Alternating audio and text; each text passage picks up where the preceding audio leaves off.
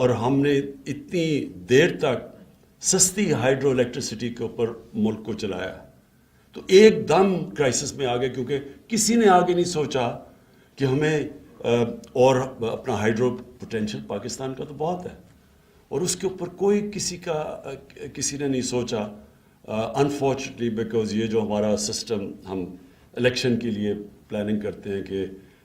Election سے پہلے کوئی ایسی چیز ہو جو ہم دکھا کے تو الیکشن میں اس کو کیش ان کریں.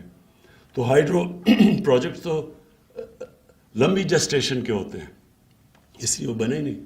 اور جو انفارچونیٹلی جو ملٹری رول بھی تھا اس کے اندر بھی یہ سوچا نہیں. یہ جو پچھلے 30 سال میں چائنا کے اندر ان کی اتنی تھرو ڈبیٹ سے ان کی پوری لمبی پالیسیز جو ہم نے ان کی دیکھی، ان کی 30 سال کی پالیسیز بنی ہوئی ہیں. اور یہ جو فینومینل گروتھ تھی، اس کی بہت بڑی وجہ ایک نیشنل لیول کے اوپر انہوں نے فیصلہ کیا کہ یہ ہماری پرائرٹیز ہے.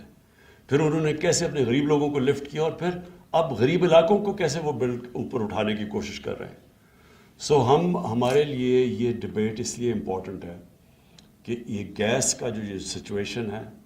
یہ جو میں نے دیکھی ہے، میں اس لیے الارمڈ ہوں کیونکہ مجھے نظر آ رہا ہے اس سردیاں میں ہمیں پرابلم آنا ہے، لیکن اگلی سردیاں اس سے بہت بڑا پرابلم آنے والا ہے. اور جو ہم اب زیادہ تر امپورٹڈ گیس کے اوپر ریلائی کر رہے ہیں، اس میں اور ڈومیسٹک گیس میں وہ جو